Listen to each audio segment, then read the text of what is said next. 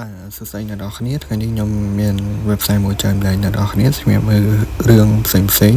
ជាពិសេសរឿង Squid Game Season 3ដែលអ្នកនរគ្នាចង់មើល free អញ្ចឹងអ្នកនរគ្នាមិនបាច់ទៅ pay លើ Netflix ឬក៏អីទេអ្នកនរគ្នាអាចមើលបានដូចគ្នាហើយមាន subtitle ទាំងខ្មែរទាំងភាសាអង់គ្លេសជូនអ្នកនរគ្នាទៀតអញ្ចឹងជាដំបូងអ្នកនរគ្នាចូលមកជ្រោមមកហើយអ្នកនរគ្នា search ពាក្យថា KISS-KH website ហ្នឹងឈ្មោះ KISS-KH អញ្ចឹងអ្នកនរគ្នាចូលមួយលើគេហ្នឹងមកអូខេចូលមកដល់ website ហើយអញ្ចឹងអ្នកនរគ្នាមកដល់ website ហ្នឹងអ្នកនរគ្នាអាច sign in ក៏បានមិនបាច់ sign in ក៏បានដែរយើងអាចមើលបានដូចគ្នាអញ្ចឹងអ្នកនរគ្នាចូលមក home មក scroll មកក្រោមតិចមកអ្នកនរគ្នានឹងឃើញ Squid Game Season 3 ហ្នឹងណា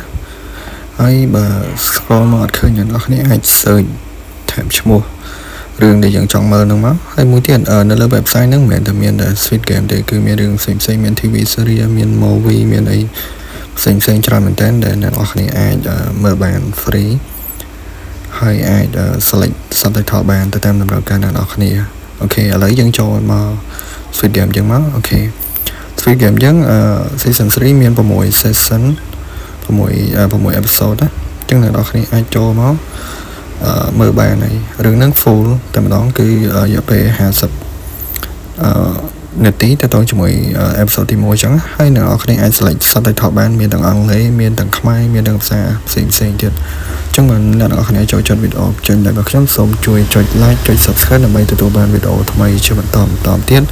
ពី channel ខ្ញុំបាទអរគុណ